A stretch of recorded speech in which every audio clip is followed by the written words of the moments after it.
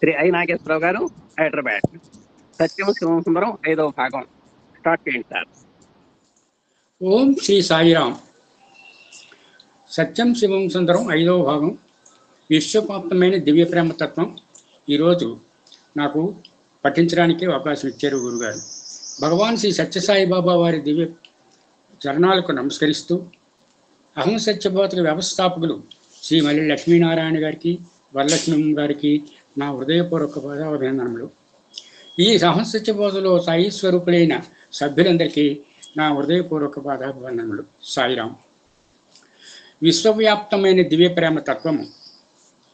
భగవాన్ శ్రీ సత్యసాయి బాబా వారి వలె ఏ దివ్య పురుషుడు, ఆయన ఒక అవతారమూర్తి కానివ్వండి, ప్రవక్త కానివ్వండి, లేదా పావన పురుషుడు కానివ్వండి, తన జీవిత కాలంలోనే 100కి పైగా దేశాలలో దైవం మానుష రూపేణ అని లక్షలాది మందితే ఆరాధింపబడలేదన్నది చరిత్ర సత్యం. శాస్త్ర సాంకేతిక రంగములలో సాధింపబడిన విశేష ప్రగతి వలన ప్రపంచము, మానవుని హృదయం కూడా కుంచుకుపోతున్న ప్రస్తుత క్లిష్ట పరిస్థితుల్లో శ్రీ సత్యసాయి అవతారం యొక్క అవతరణ సంభవించింది. మొత్తం ప్రపంచం అంతా ఒక చిన్న గ్రామంగా, గ్లోబల్ విలేజ్ కుంచుకుపోవడం వల్ల ప్రపంచంలో ఒక మూల ఏదైనా సంఘటన జరిగితే దాని ప్రభావం యావత్ ప్రపంచంపై ప్రసరిస్తున్నది. ఇక మానవుని హృదయము కుంచుకుపోవడం వల్ల మానవుని వ్యక్తిగత సామాజిక జీవితంలో దయ, కరుణలు మృగ్యమై మానవుని అంతరంగంలోనూ మనిషికి మనిషికి మధ్య, మానవునికి ప్రకృతికి మధ్య గతంలో ఎన్నడూ లేనంతగా సంఘర్షణ నెలకొన్నది. ఆధునిక యుగంలో ఇటువంటి సంఘర్షణ అసలు మానవుని ఉనికికే ముప్పు తెచ్చిపెడుతున్నది. ఈ పరిస్థితిని గమనించిన సుప్రసిద్ధ చరిత్రకారుడు ఆర్నాల్డ్ టాయిన్బీ మానవుడు సాధించిన సాంకేతిక విజయము అతని ఆధ్యాత్మిక ప్రగతిని కుంటుపరుస్తుంది. The spiritual advancement of man will be inversely proportional to his technological mastery అని హెచ్చరించాడు. ఈనాడు మానవుడు ఆత్మవిశ్వాసం నుండి రక్షింపబడాలంటే అతని తక్షణ కర్తవ్యము మేధాశక్తికి, హృదయస్పందనకు మధ్య సమతుల్యమును సాధించడమే. అది కేవలం మానవుని హృదయంలో అంతరించిపోయిన ప్రేమ విశ్వాసములనే అమృతధారణను పునరుద్ధరించడం ద్వారా సాధించే హృదయ పవిత్రత వల్లనే సాధ్యమవుతుంది. భగవాన్ శ్రీ సత్యసాయి బాబా వారు అవతరించినది సరిగ్గా ఈ లక్ష్య సాధన కొరకే. భగవాన్ ఒక సందర్భంలో మానవ జీవితోద్ధరణకు ప్రేమ విశ్వాసములు ప్రధాన సూత్రములు. నా జీవితమే నా సందేశము. నేను ప్రతి ఒక్కరిని ప్రేమిస్తాను. అది నా స్వభావము. నన్ను ఈ పేరును కానీ, ఏ పేరును కానీ, అసలు ఏ పేరు లేకుండా కూడా పిలిచినా అందరూ నావారే. విశ్వజనీయమైన ప్రేమకు మూలాధారము దివ్యత్వము. అట్టి ప్రేమను సాధించడానికి దివ్యత్వమునందు ప్రేమ పెంచుకోవాలి. మానవుని యందు, తద్వారా ప్రపంచమునందు పరివర్తన తీసుకురావాలంటే అది ప్రేమ మార్గము ద్వారానే సాధ్యపడుతుంది అని ఉద్ఘాటించారు. మూర్తిభవించిన ప్రేమావతారి భగవాన్ శ్రీ సత్యసాయి బాబా కులము, మతము, వర్ణము, వర్గము, జాతిభేదము లేకుండా ప్రపంచంలోని స్త్రీ పురుషులందరికీ తన దివ్య ప్రేమను పంచి ఇస్తున్నాడు.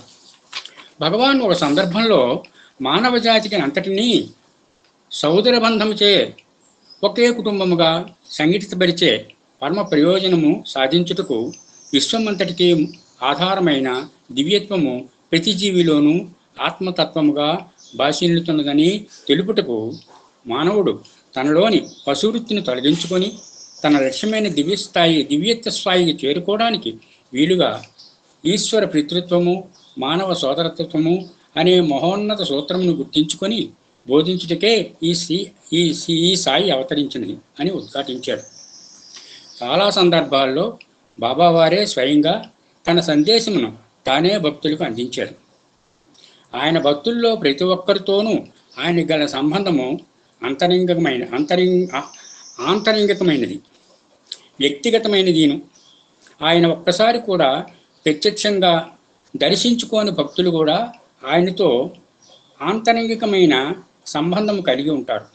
దీనికి కారణం ఆయన భక్తులతో పెట్టుకునే సంబంధం కేవలం ఒక భౌతిక పరిధికి మాత్రమే పరిమితమైనది కాకపోవడమే. భక్తులతో ఆయన వ్యవహరించే తీరు బహుముఖమైనది, ఎన్నో రకాలుగా ఉంటుంది. అయితే వైవిధ్యభరితమైన ఆ విధానం యొక్క మూల సూత్రము భక్తులలో విశ్వాసమును నెలకొల్పి ప్రేమను పెంపొందించి తమ అంతరంగంలోనే ఉన్న దివ్యత్వమును అన్వేషించేటట్లు వారిని ప్రోత్సహించడమే. భగవాన్ బాబావారి దివ్య ప్రేమను ప్రత్యక్షంగా అనుభవించిన ప్రతి ఒక్క వ్యక్తి యొక్క గాథ చాలా ఆసక్తికరంగా సమ్మోహనకరంగా ఉంటుంది. ఈ అధ్యాయంలోనూ రాబోయే అధ్యాయంలోనూ కూడా భగవాన్ బాబావారి దివ్య ప్రేమకు పాత్రులైన అటువంటి భాగ్యశాలు ఎందరో కొందరి జీవితాలు మరియు వారి అనుభవాలను గురించి తెలుసుకుందాం. ఇందులో ప్రతి ఒక్కరి గాథ భగవద్ విశ్వాసము, ప్రేమ అనే మార్గంలో పయనిస్తున్న అటువంటి వేలాది మంది సాధకుల ఆధ్యాత్మిక యాత్రకు ప్రతీకగా ఉంటుంది. భారతదేశంలోని కర్ణాటక రాష్ట్రానికి చెందిన శ్రీ ఎన్ఆర్ ద్వారకానాథ్ వృత్తిరీత్యా చార్టెడ్ అకౌంటెంట్. ఆయన అరేబియన్ గల్ఫ్లోని బహ్రియన్ దేశంలో గల నేషనల్ క్యాష్ రిజిస్టర్ కార్పొరేషన్ అనే ఒక అమెరికన్ కంపెనీలో అకౌంటెంట్గా పనిచేయడానికి 1978వ సంవత్సరంలో బయలుదేరి వెళ్ళాడు. ఆయన 1974వ సంవత్సరంలో మొట్టమొదటిసారి భగవాన్ బాబా వారి దర్శనం చేసుకున్నారు. వెంటనే స్వామి భక్తులు అయ్యారు. ఆయన భార్య శ్రీమతి వసు చిన్నతనంలోనే తన తండ్రి ప్రభావం వలన భగవాన్ బాబా వారి యందు భక్తి ప్రవృత్తులు పెంచుకున్నారు. శ్రీ ద్వారకానాథ్ కొంతమంది భక్తులతో కలిసి బహ్రియన్లోని మనామాలో 1981 సంవత్సరం ఫిబ్రవరి నెలలో శ్రీ సత్యసాయి సెంటర్ను ప్రారంభించారు. ఆయన నివాసం ఉంటున్న ఫ్లాట్లో వారం వారం జరిగే సాయి భజనలో 30-40 మంది భక్తులు పాల్గొనేవారు. భగవాన్ బాబా వారు ఒక చేతిలో యాపిల్ పండు పట్టుకొని ఉయ్యాల్లో కూర్చున్నట్లు ఉండే ఒక అందమైన ఫోటో వారి హాల్లో అందరికీ బాగా కనబడేటట్లు ఏర్పాటు చేయబడి ఉంది. 1983 సంవత్సరం మార్చి నెలలో శ్రీ ద్వారకానాథ్ యొక్క అత్తమామలు తన మనుమని వెంట పెట్టుకొని మొట్టమొదటి పుట్టినరోజుకు బహ్రియన్ వచ్చాడు. శ్రీ ద్వారకానాథ్ మామగారు శ్రీ సుందం అయ్యంగారు భగవాన్ బాబా వారికి 1950 సంవత్సరం నుండి భక్తులే. అత్తగారు శ్రీమతి పంకజం శ్రీ వెంకటేశ్వర స్వామి గొప్ప భక్తురాలు. ఆమె చాలా ఆర్తితో భగవద్గీతాలను పాడుతారు, భక్తి గీతాలు పాడుతారు. అయితే ఆమెకు భగవాన్ బాబా వారి యందు అంత ఆసక్తి లేదు. శ్రీ ద్వారకానాథ్ మార్చి నెల 17వ తేదీ సాయంత్రం తన భార్య మామగారితో కలిసి ఒక స్నేహితుని ఇంటికి వెళ్ళారు. ఆ సమయంలో శ్రీమతి పంకజం తన మన్నుమణ్ణి వెంట పెట్టుకుని ఇంట్లో ఒంటరిగా ఉన్నది. ఆ రోజు రాత్రి సుమారు 9:15 ఆమె ఎవరో తలుపు తట్టినట్లు తట్టడం వినిపించింది. అయితే అంత త్వరగా తన వాళ్ళు ఇంటికి తిరిగి వస్తారా అని ఆమె భావించకపోవడం వల్ల తలుపు తీయడానికి కొంచెం సందేహించింది. ఇంతలో అవతల వ్యక్తి విడవకుండా గట్టిగా తలుపు తట్టుతూ ఉండడం చేత ఆమె అయిష్టంగానే తలుపు తీసింది. తలుపు బయట భగవాన్ బాబావారు యాపిల్ పండును తన కుడి చేతితో పట్టుకొని నిలబడి ఉండడం చూసి ఆమె నిర్ఘాంతపోయింది. ఆయన తమిళంలో మాట్లాడుతూ, ఈ యాపిల్ పండును నీ కొడుకు ద్వారకానాథ్ కొరకు తెచ్చాను అని చెప్పారు. ఆ మాట విన్న శ్రీమతి పంకజం షాకు తిని మాట రాక ఎలా ఉన్నది అలాగే నిలబడిపోయింది. స్వామి నుండి యాపిల్ పండు తీసుకోవడానికి ఆమె చెయ్యి కూడా చాపలేదు. ఇంతలో బాబా యాపిల్ పండును తన కుడి చేతిలో నుండి ఎడమ చేతిలోకి మార్చుకొని కుడి చేతిలోని విభూతి సృష్టించి ఆమె నుదిటిపై పెట్టారు. తర్వాత భగవాన్ బాబా వెనుకకు తిరిగి 4 అడుగులు వేసి అదృశ్యమైపోయారు. ఇంతలో రాత్రి 10 గంటలు ద్వారకానాథ్ మిగిలిన వాళ్ళు తమ ప్లాటుకు వచ్చి తిరిగి వచ్చారు. ఆయన తలుపు తట్టినప్పుడు లోపల నుండి ఎంతసేపటికి సమాధానం లేకపోవడంతో తప్పనిసరిగా తన వద్దనున్న మారుతాళంతో తలుపు తెరవలసి వచ్చింది. లోపలికి రాగానే శ్రీమతి పంకజం షాకుతో చెమటలు పట్టి శూన్యంలో చూస్తూ ఉండిపోవడం వాళ్ళు గమనించారు. అంతేకాకుండా ఆమె నుదిటిపై చాలా ప్రస్ఫుటంగా ఒక విభూతి రేఖ ఉండడం చూసి వాళ్ళు కూడా ఆశ్చర్యపడిపోయారు. ఆమె చాలా దృఢ విశ్వాసం గల, ఇంచుమించు మూఢభక్తి గల విష్ణు భక్తురాలు కావడం చేత ఆమెకు బాబా యందు ఏమాత్రమూ నమ్మకం లేదు. ఆ కారణంగా ఆమె విభూతిని ధరించే ప్రసక్తే లేదు. అటువంటిది ఆమెని ఈ పరిస్థితుల్లో చూచేటప్పటికీ వాళ్ళకు ఆశ్చర్యంతో నోట మాట రాలేదు. కొంచెం సేపు అయిన తర్వాత ఆమె తనంతట తానే తేరుకుని నమ్మశక్యంగానే తన అనుభవమును వాళ్ళకు వివరించి చెప్పింది. ఇది విని వాళ్ళు ఉత్సాహం పట్టలేకపోయారు. కానీ తమ ఇంటి దగ్గరే భగవాన్ బాబా వారి దర్శనం చేసుకునే అపూర్వమైన అవకాశం పోగొట్టేందుకు వాళ్ళు చాలా నిరాశ చెందారు. తమ ప్రియతమ సాయి ప్రభు స్వయంగా తమ ఇంటికి వచ్చినప్పుడు కనీసం ఆయన లోపలికి రమ్మని ఆహ్వానించలేనా లేదని వాళ్ళు చాలా విచారించారు. అంతేకాకుండా ఆయన యాపిల్ పండును ప్రసాదంగా అందించినప్పుడు శ్రీమతి పంకజం దాన్ని అందుకోలేదని బాధపడ్డారు. సాయిరామ్ సార్, ఇలాంటిదే నాకు కూడా అనుభవం ఉంది. ఇప్పుడు తర్వాత ఎప్పుడైనా సమయం వచ్చినప్పుడు చెప్తాను సాయిరామ్.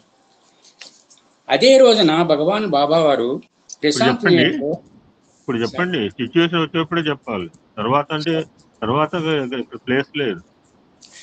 సాయిరామ్ గురుగారు, ఒకసారి దసరాలో 2005 సంవత్సరంలో దసరాలోని మా ఇంట్లోని ముందు గదే పూజా మందిరం, పూజ గదే స్వామికి మందిరంలా కేటాయించాం. అది మందిరంలాగే ఎప్పుడు ఏర్పాటు చేసి ఎప్పుడు కూడా అలాగే ఉంటుంది. అది ఏ క్షణంలో నేను 1991 నుంచి మేము ఇక్కడ 2024లో వచ్చేసాము. ఇంతవరకు అదే పద్ధతిలో ఉంటుంది. స్వామి కుర్చీ, ఫోటోలు అన్నీ ఉంటాయి అందులోని. నిజంగా స్వామి అక్కడ ఉన్నట్టు అంత దీనిగా దివ్యంగానే ఉంటుంది. రోజు నిత్య పూజలు అన్నీ చేసుకుంటుంటాం. అలా మా జీవితాలు గడుస్తున్నాయి. ప్రతి లక్షవారం కూడా ఇన్ని సంవత్సరాలు కూడా మా ఇంట్లో భజనలు జరుగుతుంది. ఈ అనుభూతితో మేము ఉంటున్నాం. అక్కడ కార్యక్రమాలకు వెళ్తున్నాం, వస్తున్నాం. మా ఆధ్యాత్మిక పరిస్థితుల్లో చాలా రొటీన్గా జీవితం జరుగుతుంది. మా ఇంటి పక్కకి మాది మూడు భాగాలు ఇల్లు. Down floor, middle floor, top floor మాది. ఆ పక్కనే మళ్ళీ 3 భాగాలు, అది బ్లాక్ అనమాట. ఆ 3 భాగాలు కింద మీద ఆ పక్కని మాకు ఈక్వల్గా పక్కన ఉన్న హెడ్ మాస్టారు కొత్త వలసలో పనిచేస్తున్నారు. ఆయన కృష్ణారావు గారు ఆయన పేరు, ఆయన భార్య పేరు ఇందుమతి గారు. దసరాల్లో బహుశా 2005 అక్టోబర్ 4 అనుకుంటాను, నాకు తెలిసినంత జ్ఞాపకం ఉంది. ఆ 4ని వాళ్ళ బావగారు, ఈ కృష్ణారావు గారు బావగారు మల్కాపురంలోని షిప్ యార్డ్ దగ్గర ఉంటారు. ఆయన వీళ్ళకి దసరాకి రమ్మనమని పిలిచారు. అక్కయ్య గారు మీరు భోజనానికి వచ్చి మా ఇంటికి వచ్చిండి దసరాకని పిలవడానికని ఫోన్ చేశారు. ఆ ఫోన్ మా దేవుడి గదిలో ల్యాండ్లైన్ ఫోన్ ఉంటుంది ఆ రోజుల్లోని. అప్పటికి ఇంకా సెల్ ఫోన్ ఇంత ప్రభావం లేదు.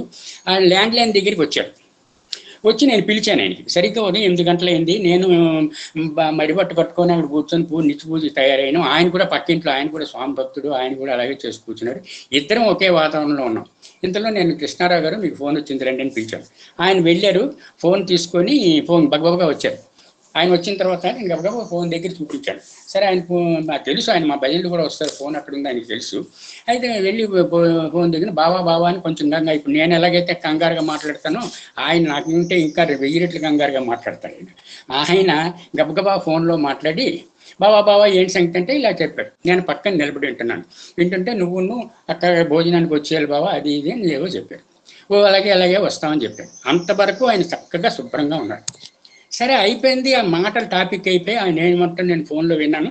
ఈయన సడన్గా స్వామి కుర్చీ దగ్గరికి వచ్చి గడగడ వణుకుతూ కుర్చీ దగ్గర కూర్చుని పోయాడు. ఆయన ఏంట్రా బాబు ఇంతకింతలో ఏమైపోయింది, ఇలా కూర్చుని పోయారేంటినా? ఇదే నేను అలాగే నిలబడి ఉన్నాను. ఆయన నేను డిస్టర్బ్ చేయదలుచుకోలేదు. ఏంటో సంథింగ్ జరిగింది, నేను బీపీ లేదు, ఏం లేదు, ఏంటి ఇలా కూర్చుని పోయారు? నాకున్న ఆశ్చర్యం నాది. అలా కూర్చొని ఎలా నిల్చునే చూస్తున్నాను, అలా అబ్జర్వ్ చేస్తున్నాను. అలాగ చూస్తుంటే కూర్చున్న ఆయన ఆ సింహాల దగ్గర పాదాల దగ్గర ఉంటుంది. అలా 2 నమస్కారాలు చేసుకుంటూ అలా వణుక్కొని నిలబడిపోయి లేచి మళ్ళీ నిలబడి నమస్కారం చేసి వెళ్ళిపోయాడు. ఏంటో మనకేం తెలియదు అని సనేసుకున్నాను. అక్కడికి అయిపోయింది. మేమేం చేసాము, నేను భారతి కలిసి ఎంబీపీ మందిరాన్ని అక్కడ వెళ్ళిపోయాం. ఈ దసరాల పూజలు అక్కడ అవుతున్నాయి కాబట్టి ఉదయం వెళ్ళిపోయి సాయంకాలం వరకు అక్కడే ఉండేవాళ్ళు, రాత్రికి వచ్చాం. ఆ విధంగా మేము వెళ్ళిపోయిన తర్వాత మరుసటి రోజు ఉదయం మేము అంతా తీసుకొని వచ్చిన తర్వాత ఆయన ఏం చెప్పారంటే, భార్య ఇందుమతి గారు మా ఇంటికి వచ్చి భారత్తో చెప్పారు, అమ్మ భారతి గారు ఇలా జరిగింది మీ ఇంట్లోని. ఈరోజు మీకు మన స్వామి ఆయనకి మాకు ఆశీర్వదించారు, అతనికి కనబడ్డారు ఫిజికల్గా అని చెప్పింది. మాకు గుండె ఇది చెల్లించిపోయాను.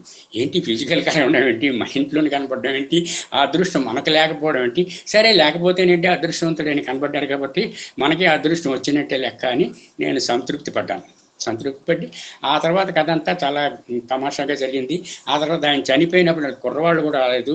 సత్యసాయి భక్తులే ఆయన దాన సంస్కారాల వరకు అన్ని చేయడం జరిగింది. ఇటువంటి సంఘటన జరిగింది. ఆ ఒక్క విషయం మేము చూడలేదని నిరాశ, మా ఇంట్లో స్వామి కనపడ్డారని ఒక ఇదితోటే అది ఇన్స్పిరేషన్గా తీసుకొని మా ఇంటి టెరాస్ మీద స్వామికి మందిరం ఏర్పరచడానికి ఒక కారణం. అది ఇప్పటికీ భజన మండలికి, సాగర్ నగర్ భజన మండలికి మా ఇంటి టెరాస్ మీద ఉన్న మందిరమే అందరికీ కాలనీకి భజన మండలిగా అయింది. ఆ భజన మండలికి నేను ఉడాకి వెళ్ళి నేను స్వామి ఇలా మా ఇంటి టెరాస్ మీద వచ్చిన స్వామికి మందిరం వేద్దాం అనుకుంటున్నాం అంటే ఉడా వాళ్ళు అన్నారు, మా పర్మిషన్లు అక్కర్లేదు, అందరికీ రిజిస్ట్రేషన్లు అయిపోయి ప్లాట్లు, మీకు ఎంత ప్లాట్ వాడు మధ్య ప్లాట్ వాడు మీరు అంగీకరించి ఒక కన్సెంట్ లెటర్ తీసుకొని మీరు పెట్టుకుంటే వాళ్ళ అనుమతితో మీరు వేసుకోవచ్చు, దీనికి అబ్జెక్షన్ లేదు, చిన్నది కాబట్టి నేను టెరాస్ మీద వాళ్ళు ఇచ్చిన ప్రకారంగా నేను వేసుకుందామంటే కింద ప్లాట్ వాళ్ళు మధ్య ప్లాట్ వాళ్ళు ఒప్పుకోరు కదా, వాళ్ళు ఎవరో మనకు తెలియదు. సరే అక్కడితో పోనీ ఏదో కొంచెం సుగమమైంది మార్గం అనేసి నేను ఈ విషయం నాకు తెలిసిన తర్వాత నేను వెంటనే పుట్టపర్తి వెళ్ళాను. పుట్టపర్తి వెళ్ళి ఇదంతా నేను లెటర్ రాసి స్వామి దగ్గర, అప్పుడు స్వామి ఉన్నారు దర్శనంలోని, స్వామికి అక్కడ ఇచ్చేసాం. ఆ లెటర్ ఇచ్చిన తర్వాత ఆశ్చర్యకరమైన విషయం ఏంటంటే నేను లెటర్ ఇచ్చేసి నేను మళ్ళీ ఇంటికి తిరిగి వచ్చాను సాగర్ నగర్.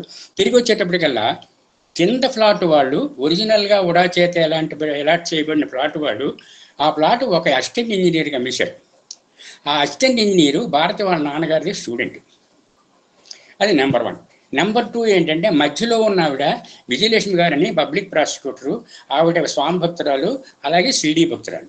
ఈ ఇద్దరు అట్నుంచి వచ్చి నాకు ఈ విషయం తెలుసుకున్నాను, ప్రారంభించాను వీళ్ళు ఎవరు అని. తెలిస్తే వీళ్ళిద్దరు ఇలాగే తెలియదు. వెంటనే నేను వాళ్ళ దగ్గరికి వెళ్ళి నేను ఇలా జరిగింది నాకు ఇదింతా చెప్పలేదు, ఎందుకు జనం మందిరం ఎందుకు నిర్మిస్తున్నాం అని కారణం చెప్పలేదు, నాకు ఇలాంటి ఉద్దేశం ఉంది, స్వామి మీద ఒక మందిరం వేద్దాం అనుకుంటున్నాం, దయచేసి మీరు నాకు కన్సెంట్ ఇస్తారా అని అంటే వాళ్ళిద్దరూ 2 లెటర్స్లో కన్సెంట్ ఇచ్చారు. We're relinquishing right to use the terrace for the purpose of small mandir of Sathya Sai Baba. It is a divine purpose. It is devotees అందరికి ఉపయోగపడిన కాబట్టి అని పెద్ద మనసుతో వాళ్ళు లెటర్స్ ఇచ్చారు. ఆ లెటర్స్ నా యొక్క టెరాస్లకి ఈ జెరాక్స్ కాపీ కలిపి మందిరానికి పంపించి నేను ఈ విశాఖ సిటీ సమితిలో పరిధిలోకి వస్తుంది మా భజన మండలి.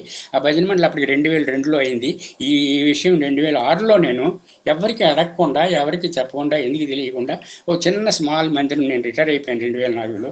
రిటైర్ అయిపోయిన తర్వాత మందిరం నిర్మాణం చేయించేసి అప్పుడు సలహాల భక్తులందరూ తీసుకున్నా. ఎవరికి భక్తులు అంటే వీళ్ళింటి మీద నిర్మించుకుంటే మనం ఎందుకు డబ్బులు వాళ్ళని అందరూ ఆలోచిస్తారని అటువంటి ఎవ్వరికి అడగకుండా మనకున్న ఫండ్స్ తోటి ఏదో స్మాల్ మందిరం వేశాను. అదే మందిరం ఈనాడు తర్వాత 2019లో ఎక్స్పాండ్ అయ్యింది. అదే మందిరంలోనే ఇప్పుడు రాధిక, వేణుగారు, లలిత్ గారు వీళ్ళందరూ అక్కడ ఉన్న స్వామి భక్తులు వీళ్ళందరూ తర్వాత కంట్రిబ్యూట్ చేయడం, అది పెద్ద మందిరంగా తయారవడం, ఇప్పుడు అక్కడే అన్ని పూజలు అన్ని చేసలు జరుగుతున్నాయి. ఇది స్వామి మాకు కనబడకపోయినా మాకు ఇవ్వకపోయినా అది ఒక నా యొక్క పెద్ద అనుభూతి. దానికి టర్నింగ్ పాయింట్ ఏంటంటే ఇంత కష్టపడి 2007 నుంచి 2024 వరకు స్వామి సేవలో ఉండిపోయి అక్కడే ఉందామని మా పిల్లలు ఎంత పిలిచినా మేము రాము అన్న వాళ్ళకి భారత్కి ఇక్కడికి ఒక ఫంక్షన్కి వస్తే ఇక్కడ దెబ్బ తగిలినతోటే మమ్మల్ని కంప్లీట్గా అక్కడ సాగర్లాండ్ నుంచి మార్పించేసి హైదరాబాద్కి మార్చారు. ఇలా ఎందుకు మార్చారో మాకు తెలీదు. అక్కడ ఇంతకాలం ఉండిపోయాం. ఇది నా జీవితంలో జరిగిన ఒక చిన్న అనుభూతి. ఈ సందర్భం ఎప్పుడూ చెప్పమన్నారు, దీని వివరాలు ఇంకా ఎక్కువగా చెప్పడం ఇష్టం లేక ఇది జరిగింది సార్. ఇలాంటి స్వామి అలా అనుభవించడం నాకు అది గుర్తొచ్చింది, నేను చెప్పాను. Thank you Sairam, thank you sir గురువు గారు, సాయిరామ్ సార్. అదే రోజున భగవాన్ బాబా వారు ప్రశాంత్ నిలయంలో ఒక సామూహిక ఉపనయన మహోత్సవంలో 680 మంది వటువులకు బ్రహ్మోపదేశం చేశారు. ప్రశాంత్ నిలయం స్కూల్లో చదువుతున్న శ్రీ ద్వారకానాథ్ మేనరుడు ఒకరు భాగ్యశాలురైన ఆ వటువులలో ఉన్నారు.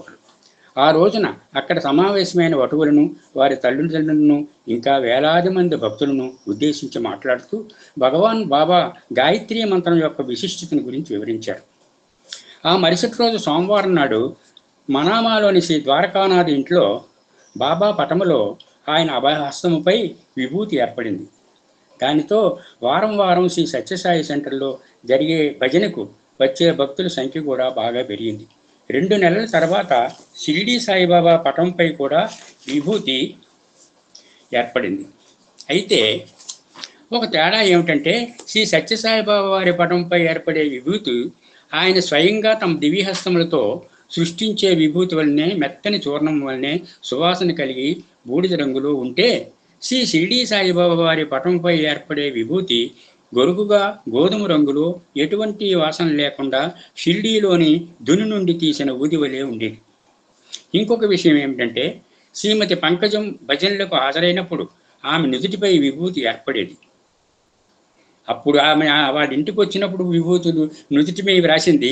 ఆమె ఎప్పుడు ఎక్కడికి భజనలకి వెళ్ళినా ఆమె ఇంటిపై మృతి ఏర్పడేదట.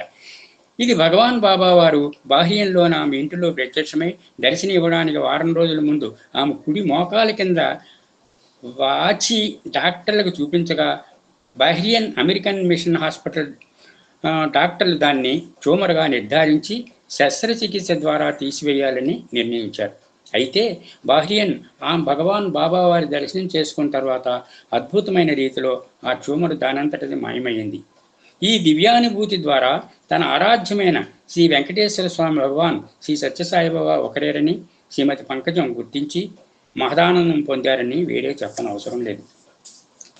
అమెరికాకు చెందిన శ్రీమతి మరియు శ్రీ రాబర్ట్ జోజాని 1980-86 సంవత్సరాల మధ్య అమెరికా నుండి ప్రపంచంలోని అనేక ఇతర ప్రాంతముల నుండి చాలా పెద్ద సంఖ్యలో భక్తులను భగవాన్ బాబా వద్దకు పిలిపించుకోవడం మేము చూసాం. ప్రపంచంలోని వివిధ దేశాల్లోనున్న శ్రీ సత్యసాయి సెంటర్లు ఎటువంటి ప్రచారము, మత మార్పిడి వంటి ప్రక్రియలకు పాల్పడకుండానే ఇది సంభవించింది అని చెప్పారు. నిజానికి 1973 డిసెంబర్ నెలలో శ్రీ భజాని భగవాన్ బాబా వారు తను పిలుస్తున్నట్లు అనుభవం పొందారు.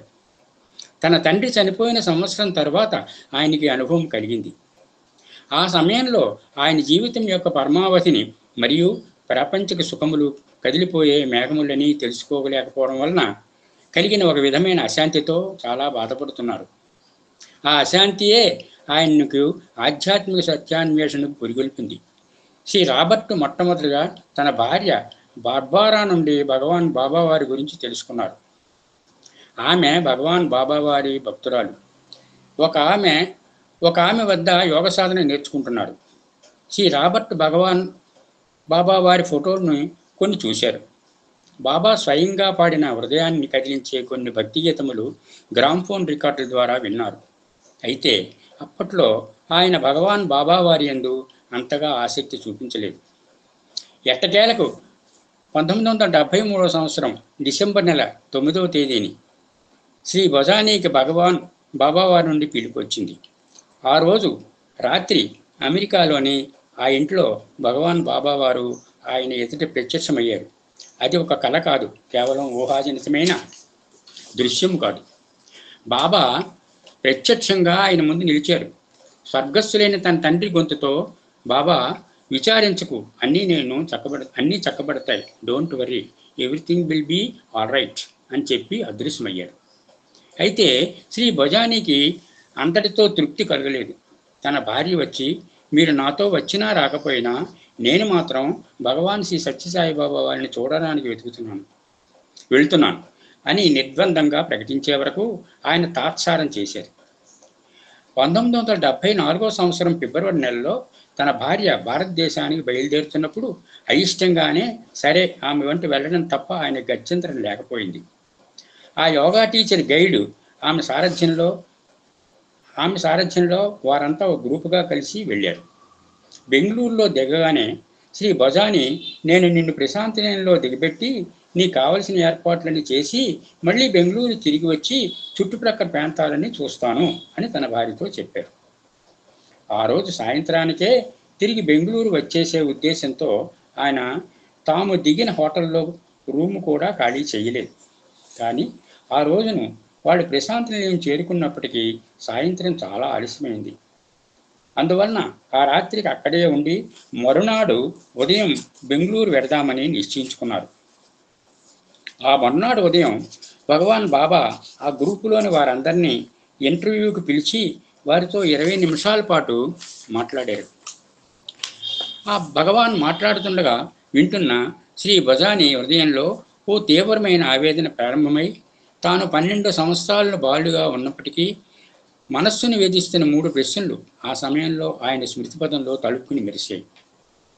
ఆయన 12వ సంవత్సరం జరుగుతుండగా ఒకరోజు మతపరమైన విషయాలు బోధించే ఒక టీచరు క్లాసులో మీరు వేరొక చర్చి దేనికైనా వెళితే భగవంతునికి చాలా కోపం వస్తుంది అని చెప్పినప్పుడు ఆయన లేత మనసులో ఈ ప్రశ్నలు ఉదయించాయి.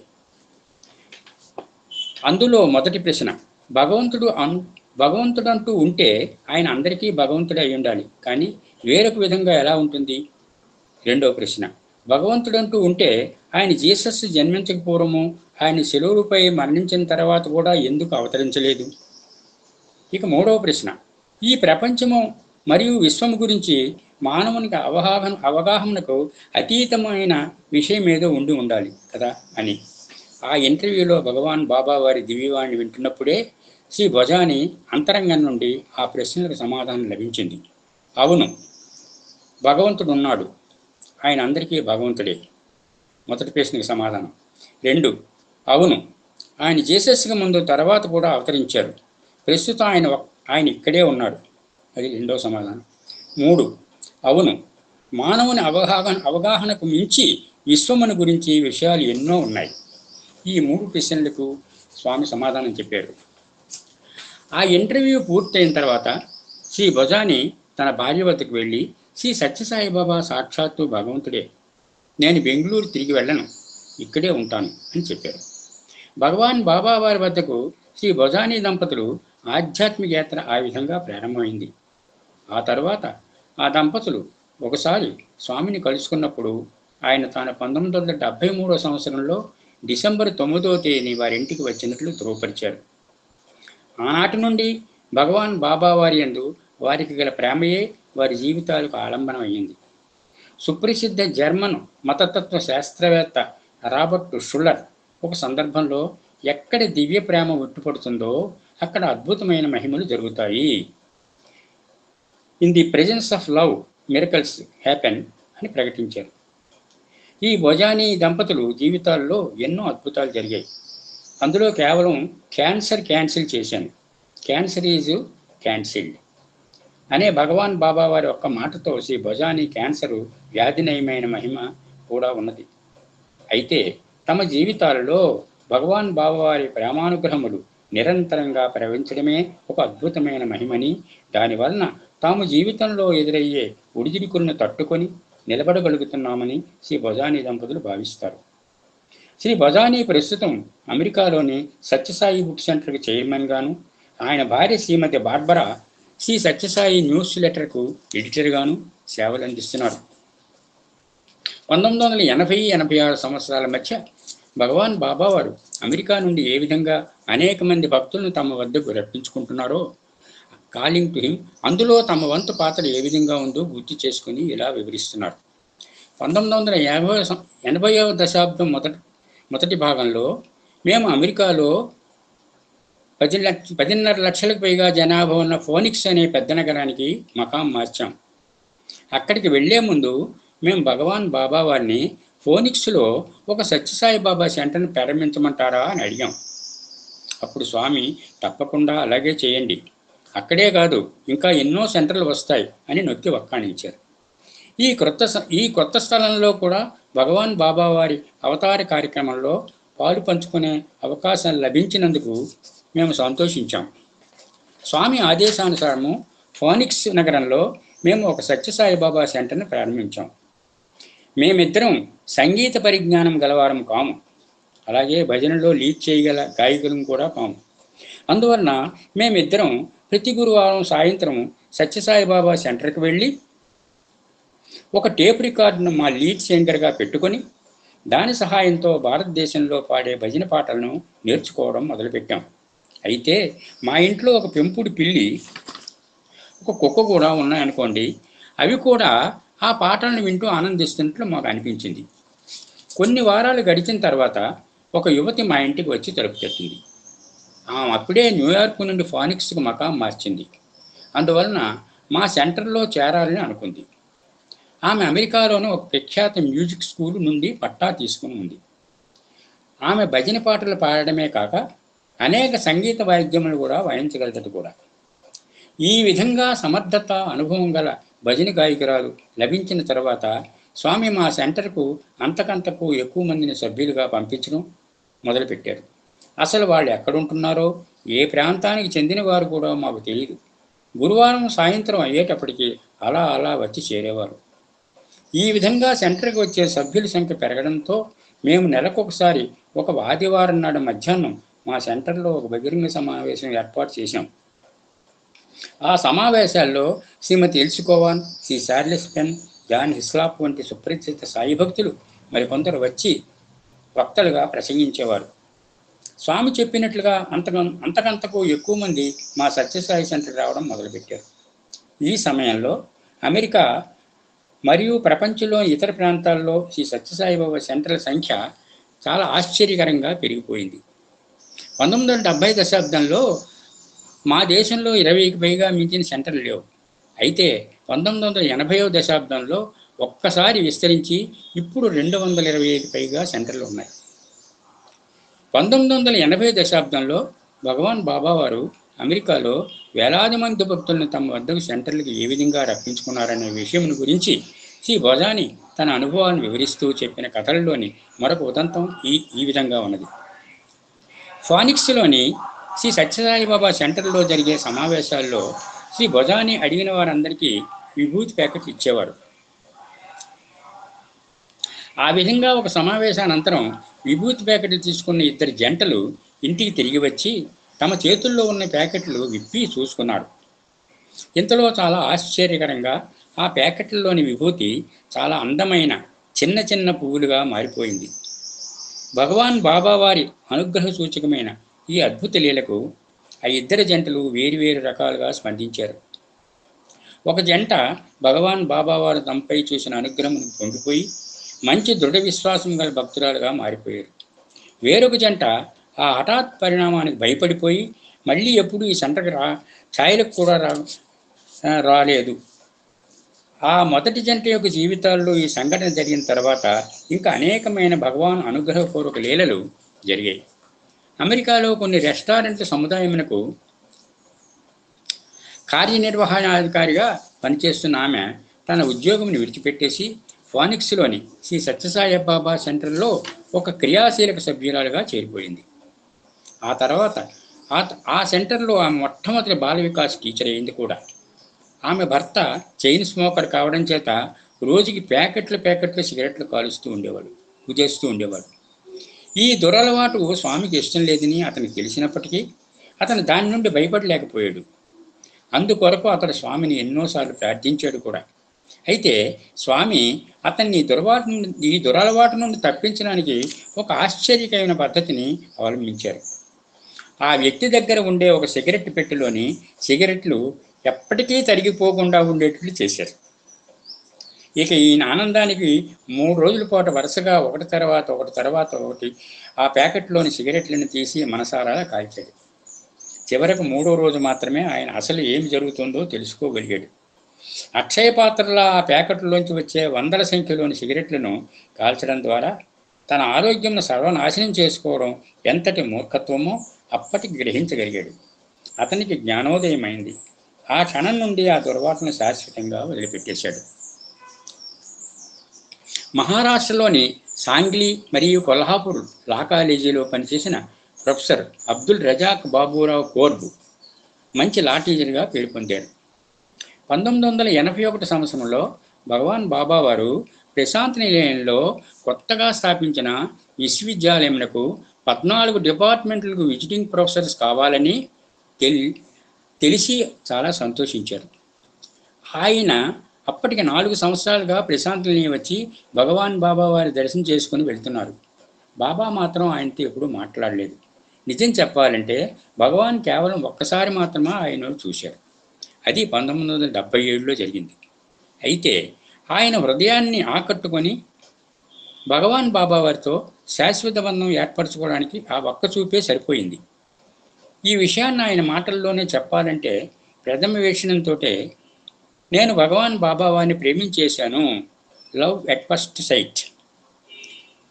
ఆయనంటే నాకు చాలా పిచ్చి ప్రేమ ఏర్పడింది. తాను జీవితంలో మురికివాడలో నివసించే ఒక వీధి బాలుని స్థాయి నుండి గౌరవనీయుడైన ఒక ప్రొఫెసర్ స్థాయికి ఎదగడానికి దోహం చేసిన భగవాన్ బాబా వారిని గట్టి నమ్మకం ఏర్పడింది. అప్పుడు భగవాన్ విశ్వవిద్యాలయం నెలకొల్పడంతో ఆయన యొక్క విద్యా కార్యక్రమంలో సేవ చేసే మహత్తరమైన అవకాశం ఆయన లభించడానికి మార్గం సుగమమైంది. ఇంత ఆయన ఆనందానికి అవధులు లేకపోయాయి. ఆయన కొల్హాపూర్ లా కాలేజీలో తాను పనిచేస్తున్న టీచర్ ఉద్యోగాన్ని రాజీనామా చేసి శ్రీ సత్యసాయి ఉన్నత విద్యా సంస్థల్లో బిజినెస్ మేనేజ్మెంట్ విభాగంలో మర్కంటైల్లా బోధించడానికి విజిటింగ్ ప్రొఫెసర్ ఉద్యోగానికి దరఖాస్తు పంపించారు. 1981 సంవత్సరం మార్చి నెలలో ఆయన పుట్టపర్తి వచ్చినప్పుడు సనాతన సారథ మాసపత్రికలో ప్రచురింపబడిన ఒక ప్రకటన జవాబుగా కేవలం 14 ఉద్యోగాలకు ప్రపంచమంతటి నుండి వేలాది మంది గొప్ప గొప్ప ప్రొఫెసర్లు దరఖాస్తులు పంపుకున్నారని ఆయనకు తెలిసింది. దాంతో ఆయన శ్రీ సత్యసాయి విద్యాలయంలో బోధించే అవకాశం తనకు లభించిన గురించి పూర్తిగా ఆశ వదులుకున్నారు. నిరాశతో సాంగిలి తిరిగి వచ్చేశారు. ఇంతలో అదే సంవత్సరం ఏప్రిల్ నెల 2వ వారంలో శ్రీ సత్యసాయి ఉన్నత విద్యా సంస్థలో బోధించడానికి అవకాశం కల్పిస్తూ తాను ఉద్యోగంలో నియమించబడినట్లు ప్రశాంత్ లేని నుండి ఆయనకు ఒక ఉత్తరం వచ్చింది. దాంతో ఆయన ఆనందం పట్టలేక ఆఫీసు నుండి నేరుగా ఇంటికి వెళ్ళి తన పడకగది తలుపులు మూసి మంచంపై కూర్చుని చిన్న పిల్లవాని వల్లే వెక్కి వెక్కి ఏడ్చేశారు. ఆ స్థితిలో తాను ఎంతసేపు ఉన్నారో ఆయనకే తెలియలేదు. తర్వాత నెమ్మదిగా తేరుకొని అపూర్వమైన అవకాశం తనకు ప్రసాదించినందుకు భగవాన్ బాబా వారి కృతజ్ఞతలు తెలుపుకున్నారు. అసలు ఇంటర్వ్యూ కూడా లేకుండా తనకు ఏ విధంగా ఎంపిక చేశారో ఆయనకు అర్థం కాలేదు. 2 రోజుల తర్వాత ఆయన ప్రశాంతని వచ్చి విశ్వవిద్యాలయం vice chancellor doctor VK Gopal గారిని కలుసుకున్నప్పుడు ఆయన సందేహం తీరింది.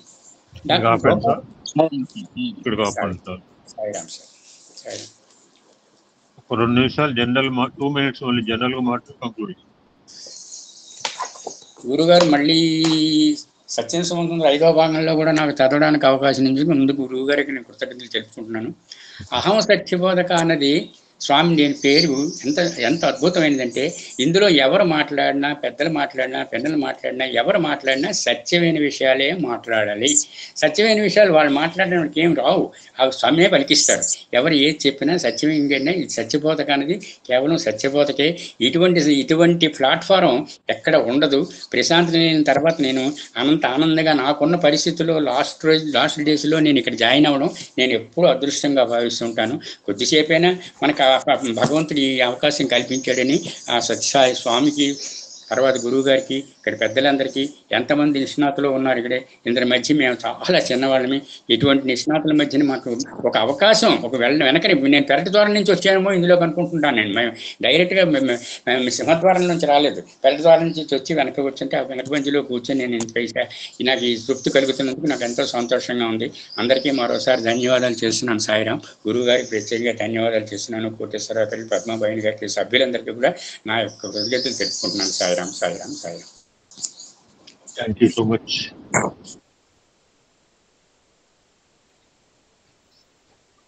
Om Sri Sairam.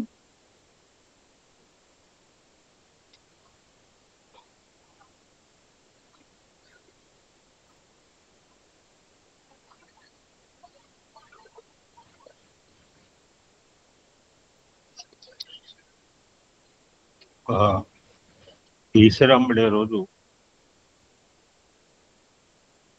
సోమవారం చెప్పిన మెసేజ్ పునశ్చరణ చేసుకునే ప్రయత్నం చేద్దాం.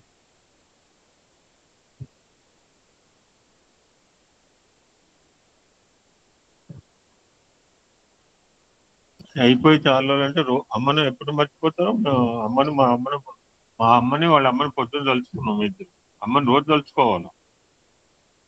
బేసిక్స్ తలుచుకుంటా ఉంటే నడవదు.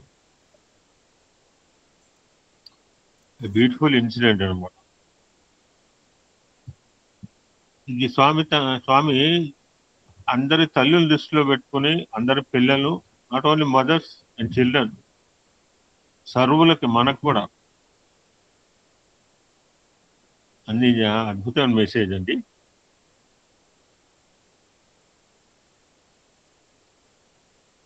తల్లిదండ్రులు దైవ స్వరూపం స్వామివారి మాటల్లోని, ఇందులో యాడ్ చేయడానికి ఏమి ఉండదు.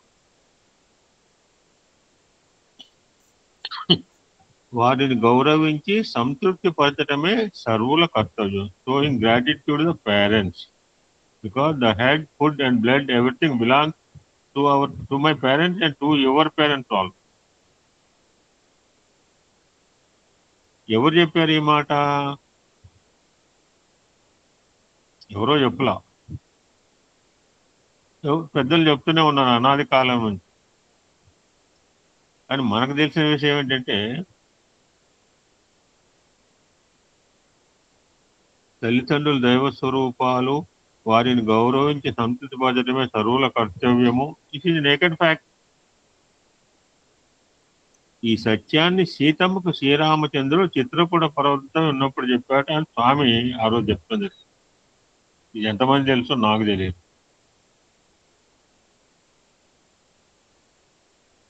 సీతమ్మ కొందరికి భగవంతుని ఆరాధన చేయు విధానాన్ని చెప్పడం జరిగింది.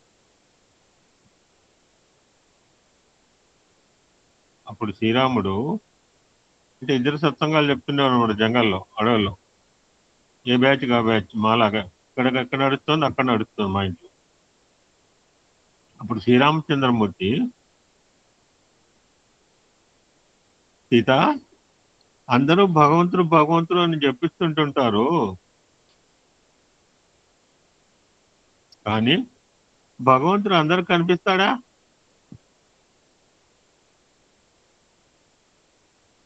అతని గుణములు, భావములు, అభీష్టములు ఎవరికి తెలుసును? కానీ కనిపించే దైవములు తల్లిదండ్రులు. ఎంత రామచంద్రమూర్తిని ఎందుకు జనాలు ఇంతగా ఆరాధిస్తున్నారని ఈ మాట గురించేనండి. ఈ దేవుడు చూసావో లేదో, కన తల్లిదండ్రులు అయితే చూసాంగా మనం.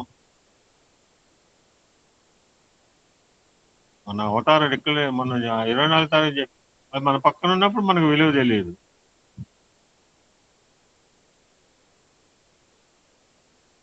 కానీ కనిపించే దైవములు తల్లిదండ్రులు, వారి భావములు, వారి అభీష్టములు వారి పిల్లలకు తెలుసు. ఏ విధంగా వారిని సంతృప్తి పరచడం అనేది కూడా వారికి తెలుసు. మా నాన్నగారు చెప్పలేదు. చూడు లక్ష్మీనారాయణ ఎంతెంత బంగారపు వేసుకున్నాడు ఆయన అనుకుంటే ఆయనే చేయించుని వేసుకోగలడు. డోంట్ డిపెండ్ ఆన్ అదర్స్, మా ఫాదర్ పాలసీ.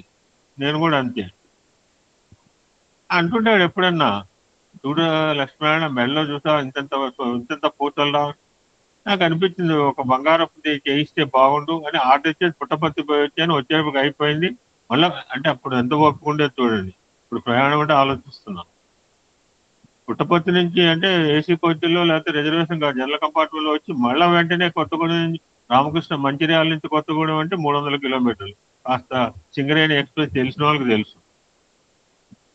వసంత ఉంటే సింగరేణి ఎక్స్ప్రెస్ అనే పేరు వినే ఉంటుంది ఆవిడ. మీకు ఎవరికి తెలియదు కదా ఆ area. Festival how to satisfied our parents. అమ్మకి ఏమిస్తే ఆనందపడుతుంది, అమ్మకి డబ్బులు ఇవ్వాలా? నాన్నకి ఏమిస్తే ఆనందపడతాడు? మోక్షిత ఉన్నావా? వినమ్మా. ఆరాధ్య ఉన్నావా? విను. ఉన్నాను తాతయ్య గారు. This is message for everybody, not you or your mother. సర్వులకి, ప్రపంచంలో ఉన్న సర్వులకి స్వామి చెప్పిన మెసేజ్ కనుక మొదట తల్లిదండ్రులను సంతృప్తి పరిచిన భగవంతుని సంతృప్తి పరిచినట్లే. ఈ satisfy your parents so that Swami will be satisfied, Rama will be satisfied, Krishna and whatever god. నువ్వు భగవంతుని సంతృప్తి పరచక్కల, you satisfy your parents. You know your parents ambition. వాళ్ళు ఏం కోరతలేదు, ఏం కోరుకోవట్లేదు. వారు సర్వము దే ఆర్ టోటలీ గివింగ్. మీకు అన్ని ఇవ్వడానికి మేము మా పిల్లలు పెట్టలేదు, లక్షలు పెట్టి నెత్తి మీద. అందరి తల్లులు అలానే పెడుతున్నారు.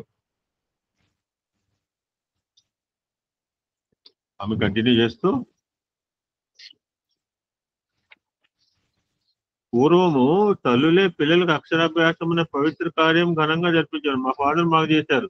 నేను ఇక్కడ కొత్తగూడెం వచ్చేదాకా, నేను చెన్నై వచ్చేదాకా వసంత పంచమి రోజు ఒక స్కూల్లో మా ఇంటి దగ్గర స్కూల్ అప్పుడు దగ్గరగా ఉండే, తర్వాత కొంత దూరంగా వెళ్ళినా వచ్చి 20-30 మందికి అక్షరాభ్యాసం చేసాం. దగ్గర దగ్గర ఒక 150 మందికి అక్షరాభ్యాసం చేసే అవకాశం కలిగింది ఆ యొక్క సరస్వతి మాత పుట్టినరోజు.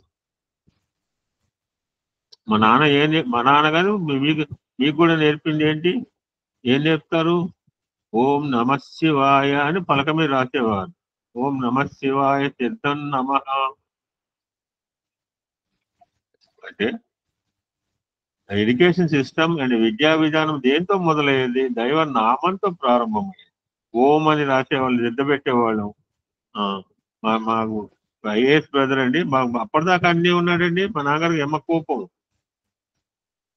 పట్టుబట్టపై కూర్చున్నారు, ఒళ్ళో పెట్టుకుంటే దిద్దమంటే దిద్దలండి, అనమంటే అనంటే నోరు బిగదీసి కూర్చున్నాడు కొన్నిసార్లు. అప్పటిదాకా చిలక పలుకు కనుకాడు. అసలు టైంకి వచ్చి నోరు బిగదీసి కూర్చున్నాడు. మా నాన్నగారికి ఎమ్మ కోపం.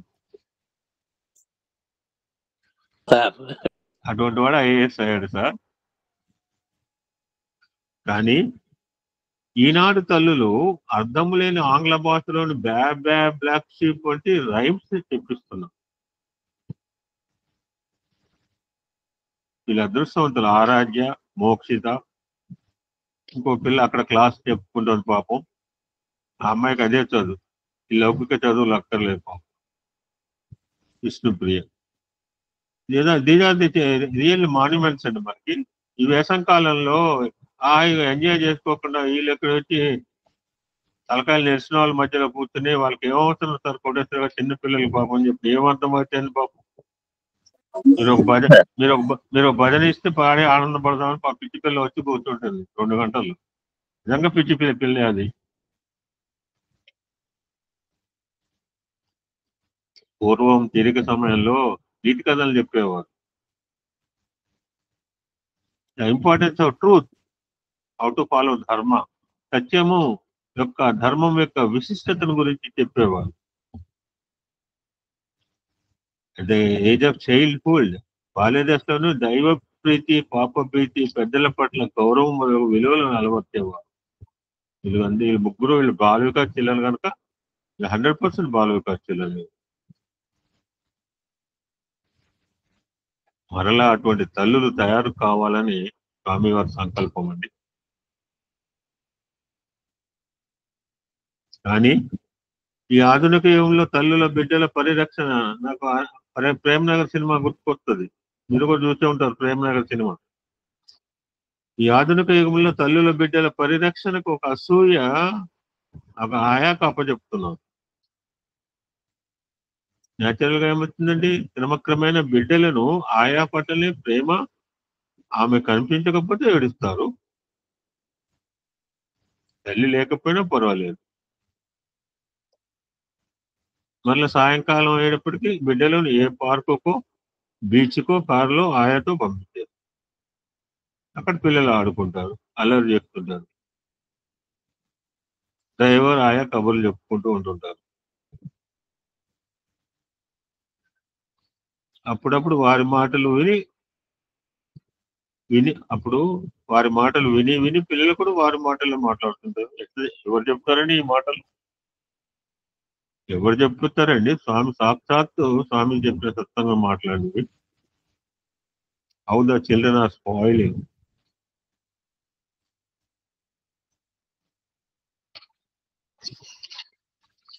కొంతమంది తల్లుల గురించి చెప్తున్నారు. మరికొందరు తల్లులు పిల్లలను టీవీ ముందు కూర్చోబెట్టి పనులు చేస్తుంటుంటారు. టీవీలు చూస్తూ చూస్తూ పిల్లలు టీవీ బిడ్డలుగా మారుతారు.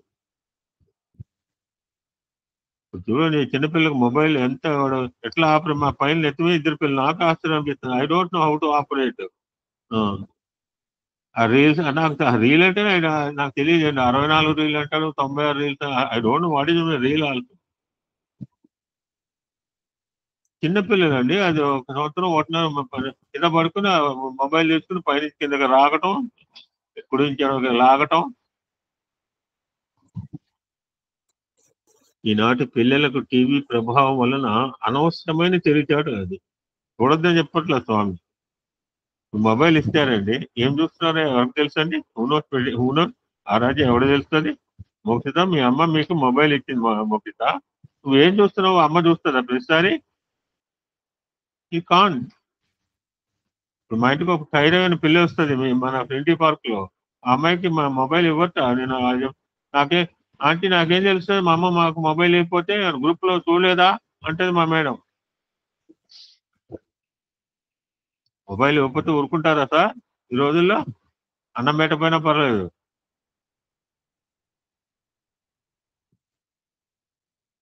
టీవీ ప్రభావం వలన అనవసరమైన తెలివితేటలు పెరిగిపోతుంది, గుణములు తరిగిపోతున్నాయి, తల్లుల పట్ల ప్రేమ తరిగిపోతుంది. ఈనాటి తల్లులు పిల్లలు గొప్పవారు కావాలని, గొప్ప పదవులు వెళ్ళాలని ఉంది. నేను చాలాసార్లు చెప్తుంటాను, గొప్పవాడంటే రావణాసుడు, మంచివాడంటే రాముడు. ఈనాటి తల్లులు పిల్లలు గొప్పవారు కావాలని, గొప్ప పదవులు వెళ్ళాలని ఉంది, తప్పేం లేదు. కానీ మంచివారిగా ఉండాలని సంకల్పం లేదు. కొంతమంది గురించి చెప్తున్నారు. ఇంకొంతమంది పిల్లలు బాల వికాస్ పోతాము, భజన పోతాము అంటే పిల్లలు ఆధ్యాత్మిక మార్గమందు ప్రవేశిస్తే అయ్యో నా బిడ్డ ఏమైపోతాడో అని దిగులు చెందుతున్నారు. ఇది కాదు తల్లులు కోరవలసింది.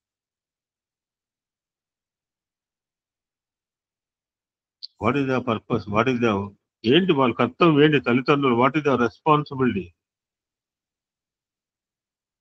తల్లిదండ్రుల ప్రధాన కర్తవ్యం తమ పిల్లలు స్ట్రీట్ డాగ్స్, ఇది దీపాలుగా వెలగాలని కోరాలి. స్ట్రీట్ లైట్స్, ఇది దీపం వేస్తే ఎలా ఉండే మా పూర్వకాలంలో ఉండేది. ఇప్పుడు పట్టపగల 10 లైట్లు అయితే ఎవడు పట్టించుకోవట్లేదు. నా పక్కన భగభగం ఉంటుంటే 10 లైట్లు, ఫోకస్ లైట్లు వెలుగుతున్నాయి సార్, ఎప్పుడు అడగడండి బాబు. ఆ రోజులో మనకి సాయంత్రం అయిందంటే లైట్ వేసేవారు, పొద్దున్నే తీసేసేవారు మన పల్లెటూళ్ళలో. ఒక లైట్ వేస్తే ఆ బజార్ మొత్తానికి కాంతి ఉండేదండి. అలాగా బజార్లో వెళ్ళేవాళ్ళం ఆ లైట్ కాంతిలో.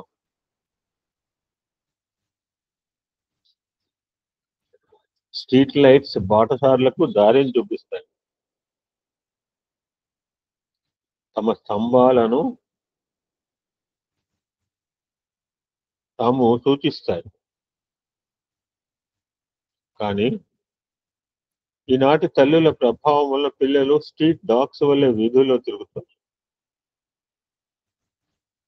పిల్లలు చేసే తప్పులను దండించి వారిని సరిదిద్దాలి తల్లిదండ్రులు.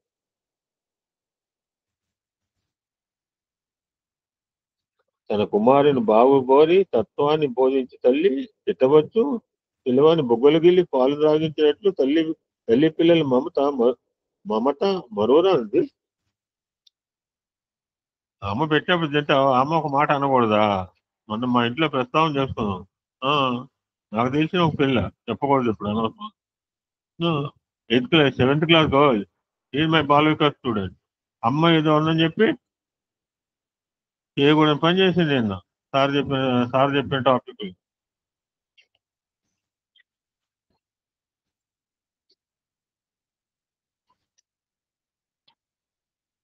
ఆ విధంగా స్వామివారి వైభవం క్రమక్రమేణ విస్తరిస్తున్న రోజులు.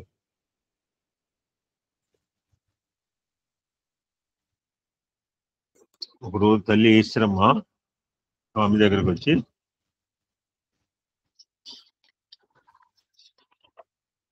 స్వామి, మన గ్రామంలో ఒక చిన్న పాఠశాల లేకపోవటం వల్ల పిల్లలు చదువు నిమిత్తం బుక్కపట్నానికి నడిచి వెళ్తున్నారు. స్వామి కూడా అలా నడిచి వెళ్ళినవాడే. ఆ దృశ్యం చూస్తుంటే నా హృదయం ద్రవిస్తోంది. ఇక్కడ ఒక స్కూల్ కట్టించండి అని కోరింది.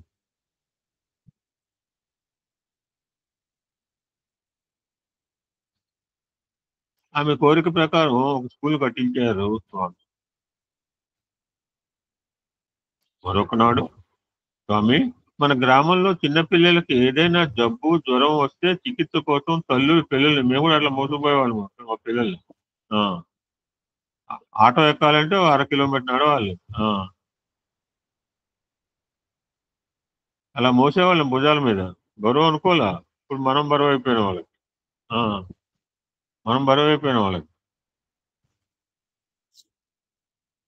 ఒక ఇంటికి పోతే నేను చాలాసార్లు చెప్పిన ఆ గోడ మీద ఫోటోలు ఉంటే ఒక కోడలు వచ్చి ఊరికే చూసిన దేవుడి మందిరంలో ఇప్పుడు మా అమ్మ నాకు నా ఎదురుగా మా అమ్మ ఉంది సార్.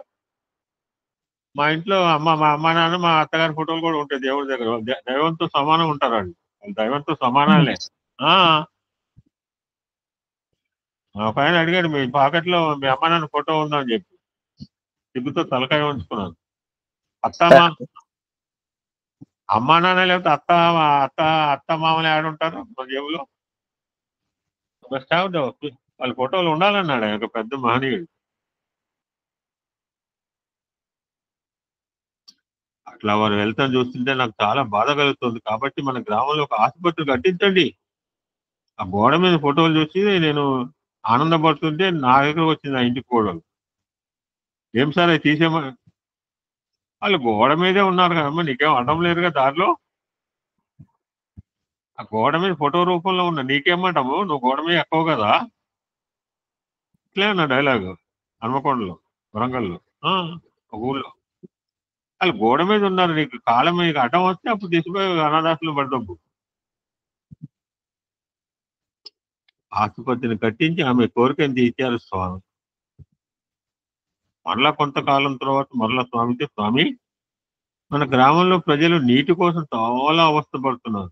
స్వామి చిన్నప్పుడు నీళ్ళు ఎలా మోసారో మన అందరికి తెలుసు. చెన్నై వాళ్ళకి నీళ్ళు ఇచ్చాడు పాపం. లోతుగా ఉన్న బావి నుంచి నీరు చేదుకోలేక మేమైతే మేము చాలా కష్టపడ్డాం సార్. నీళ్ళ కష్టాలు నాకు బాగా తెలుసు. చాలా అవస్థలు పడ్డాం. మా నాన్నగారు కూడా పడ్డారు కొత్తగూడెం వచ్చి. ఆ బావిలో నీళ్లు లేక వర్షాకాలం వస్తుంది ఇటీ అన్ని డబ్బుల నుండి అవస్థ పడాల్సి వచ్చి మా నాన్నగారు. లోతుగా ఉన్న బావి నుంచి నీరు చేతుకోలేక వారి రెక్కలు ముక్కలవుతున్నాయి. కాబట్టి నీటి సదుపాయం కల్పించండి అనుకో. సందర్భంలో అంటారు స్వామి ఏమడిగారు నా పిల్లలు, వజ్రాలు అడిగారా, మనులు అడిగారా, అమ్మా అన్నీ ఉన్న నీళ్ళే అమ్మా, అమ్మా అన్నీ ఉన్న నీళ్ళే అమ్మా అని అడిగారు అంటారు స్వామి. అప్పటి పరిస్థితికి అనుకూలంగా నీటి సదుపాయం కల్పించారు స్వామి. జస్ట్ ఇమాజిన్, ఆనాటి స్కూలే ఈనాడు Sathya Sai institute of higher learning యూనివర్సిటీగా మార్పు తయారైంది. మనం చదువుకుంటున్నాం ప్రస్తుతం విద్యా విధానం గురించి. ఇంత డీటెయిల్ గా సత్యం శివన్ సుందరం చదవకపోతే తెలిసేది కాదు కూడా నాకైతే. ఏదో తప్పవనం చదివి ఊరుకున్నాం, పక్కన పడేసినాం. ఆ గోపీనాథ్ కూడా పుస్తకం ఉంది సార్, రాసింది ఒక స్వామి మీద జీవిత చరిత్ర కె సుందర్ గారి దగ్గర ఉంది ఆ పుస్తకం. నేను పేరు చెప్పలేదు, సుందర్ గారి దగ్గర ఉంది.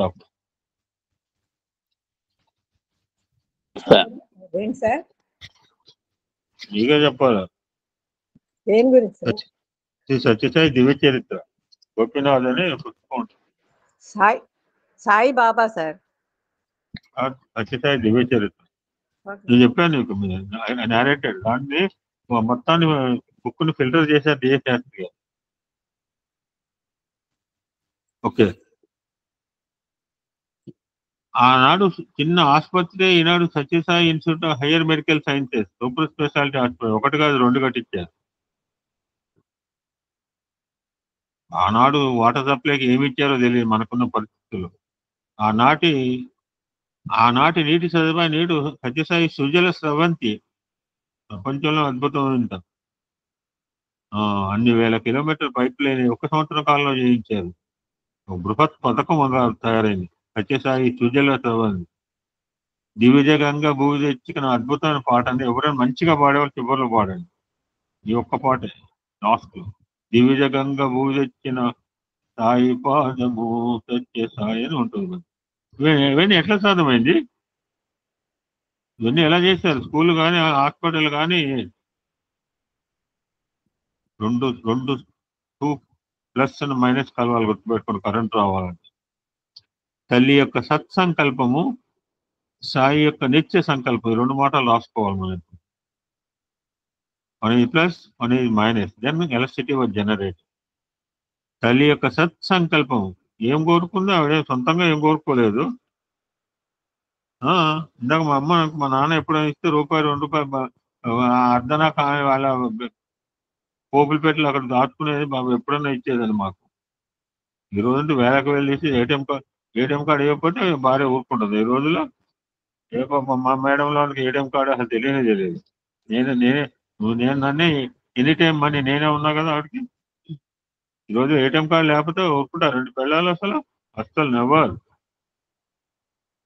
నా కార్డు నాకి, నా బ్యాంక్ బుక్ నాకి. ఈ రెండింటి యొక్క కూడిక చేత సాధ్యమైంది. ఒక చిన్న ఇన్సిడెంట్ తెలుసుకునే ప్రయత్నం చేద్దామని.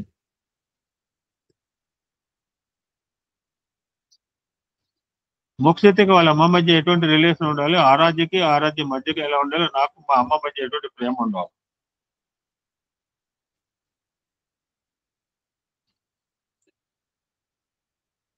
స్వామి 2002వ సంవత్సరంలో మేము అక్కడ ఉన్నాం నుండి 2002వ సంవత్సరంలో స్వామి చెప్పిన అద్భుతమైన మెసేజ్ ఇది తెలుసుకుని ఇక్కడ కంక్లూడ్ టుడే. ఈశ్వరమ్మ చనిపోయి 30 సంవత్సరాలు అయింది. కానీ ఆమె ఈనాటికి సజీవంగా సదేహంగా నా వద్దకు వస్తూ ఉంటుంది. స్వామి మాటలు రైటర్కి ఏం తెలుస్తుంది అండి? నాకేం తెలుస్తుంది, మీకేం తెలుస్తుంది? ఆయన చెప్పబట్టి తెలుస్తుంది. ఒకనాడు ఉదయం భజన అయిన తర్వాత ఏదో ఇంత ఆహారం తీసుకుని పూర్ణచంద్ర ఆడిటోరియంకి వెళ్ళాను. తలుపు దగ్గర ఈశ్వరమ్మ నిలబడి ఉండినది శరీరంతో. పూర్ణచంద్ర ఆడిటోరియంలో గమనించిన స్వామి ఎలా ఎంటర్ అవుతారో ఆడిటోరియంలో స్వామిని చూసిన వాళ్ళకి బాగా తెలుసు. How Swami will enter into the దయా. ఎందుకు వచ్చావు అని ప్రశ్నించాను. స్వామి, మీకు ఒక విషయం విన్నవించుకుందామని వచ్చాను. అంతా నాకు తెలియదా అన్నది స్వామి కోదులు పెట్టి. మీరు సర్వజ్ఞులు, కానీ ఒక్కటి మాత్రం మీరు అదుపులో పెట్టుకోవాలి అన్నది. ఏమిటది అని అడిగాను. అందరికి తెలిసింది. ప్రతి విద్యార్థి, ప్రతి భక్తులు కూడాను అప్పుడప్పుడు మీకు ఒక చేతి రుమాలను అందిస్తుంటుంటారు. నా ప్రార్థన మన్నించి ఇక నుంచి ఎవరి చేతి రుమాలు మీరు తీసుకోవద్దు. కాలం సరిగా లేదు. ఆ చేతి రుమాలకు విషం పోయబడి ఉండవచ్చు. మీరేమో రుమాలతో పెదవులు దుడుచుకుంటూ ఉంటారు. కనుక నిజమైన భక్తుల నుంచి మాత్రమే తీసుకోండి. అందరూ అందించే చేతి రుమాలు ముట్టకండి అనేది. ఈ 2002లో సశీరంతో. ఆ తర్వాత కూడా ఆమె 2 పర్యాయాలు వచ్చింది. నా రూమ్ లో పడుకునే విద్యార్థులు ఆమె ఎప్పుడూ చూసి ఉండలేదు.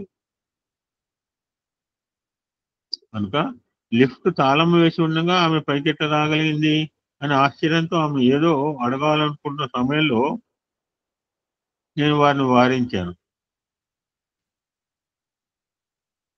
ఆమెను మరల ఎందుకు వచ్చావు అని, ఇందాకేమో ఎందుకు వచ్చావు అన్నాడు, ఇక్కడ మరల యాడ్ చేశారు. మరల ఎందుకు వచ్చావు అని ప్రశ్నించాను. అప్పుడు ఆమె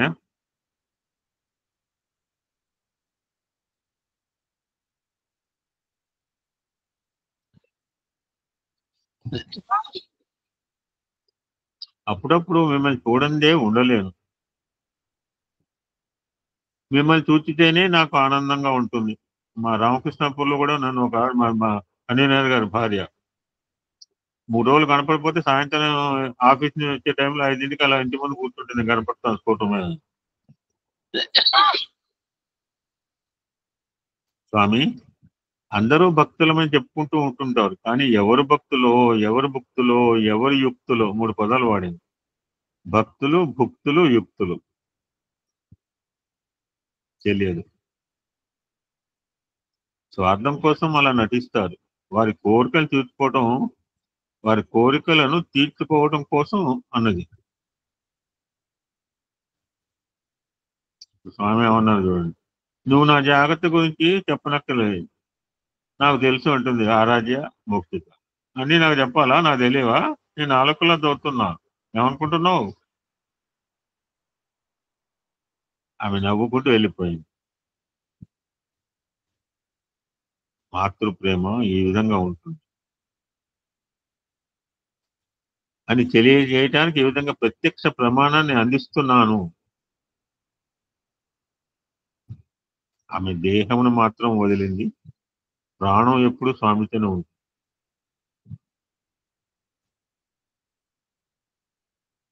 మీకోసం ఎన్నో వ్రతాలు పూజలు చేశాను, మీతో 40 సంవత్సరాలు ఉండినాను.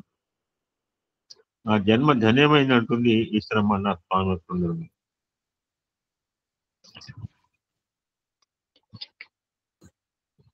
ఈశ్వరమ్మ మరొకసారి కూడా వచ్చింది.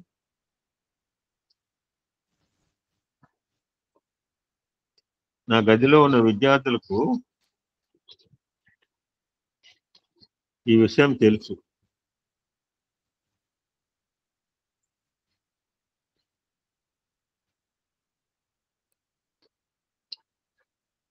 నేను ఒకరోజు నా గదిలో ఉండే పిల్లలతో నాది పట్టు పంచ గట్టిగా కట్టుకోవడానికి వీలు లేకుండా ఉన్నది, నాకు ఒక బెల్ట్ కావాలి అన్నాను. వారు ఇచ్చిన బెల్ట్ బకెల్ మెరుస్తూ ఉండేది. బెల్ట్ బకెల్ పెట్టుకున్న వాళ్ళకి తెలుసు ఈరోజు. అది నా చొక్కా లోపల నుంచి కనిపిస్తుంది. నాకు అది ఇష్టం లేదు. ఒకరోజు తెల్లజామున ఈశ్వరమ్మ వచ్చి ఒక చైన్ ఇచ్చింది. దానికి బకెల్ లేదు, అతికిస్తే అంటుకుంటుంది. మనం కూడా రకరకాలుగా బెల్టులు వాడిన వాళ్ళమే. ఇంకా వాడేవాళ్ళు ఉండొచ్చు. నేనైతే బెల్ట్ వాడాను, పక్కన పడేసినట్టు. నాకు బెల్ట్ అనగానే బ్రహ్మానందం కొలుస్తుంది. ఎక్కడ పోయినా బెల్ట్ కొనుక్కుంటుంటాడు. చూసారా ఆ సినిమా? ఎక్కడ పోయినా బెల్ట్ కొనుక్కుంటుంటాడు.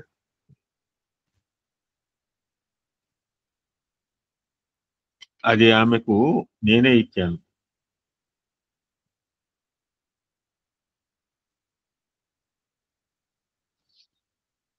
ఆమె ఆ చైన్ నాకు ఇస్తూ, వారిని వీరిని ఎందుకు అడుగుతారు, ఇదిగో దీన్ని తీసుకోండి అన్నది.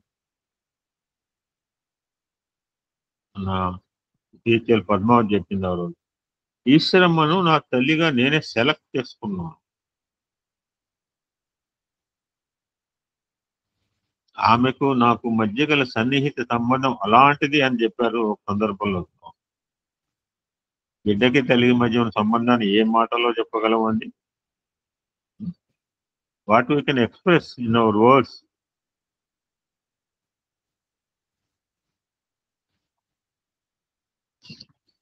చిన్న పద్యం చెప్పుకొని కంక్లూడ్ చేద్దాం. తల్లి కంటే మిగులు దైవంబు దగ్గరే, సన్నిహితుడు చాలా తండ్రి కన్నా. ఇట్టి దైవమును వీడ అబ్బును పాపంబు, సత్యమైన మాట సాయి మాట. ఇప్పుడు ఇందాక తల్లి గొప్ప అన్నారు, ఇప్పుడేమో ఇట్లా చెప్తున్నారు ఎంత అంటే ఏంటి సార్ అంటే, ఇప్పుడు సమయం అయిపోయింది, రేపు ఎప్పుడైనా గుర్తు చేయండి. Then I will give the narration for this padyam. ఓం శాంతి శాంతి శాంతి. సమస్త లోకా సుఖినో భవంతు. లోకా సమస్త సుఖినో భవంతు. ఓం శాంతి శాంతి శాంతి.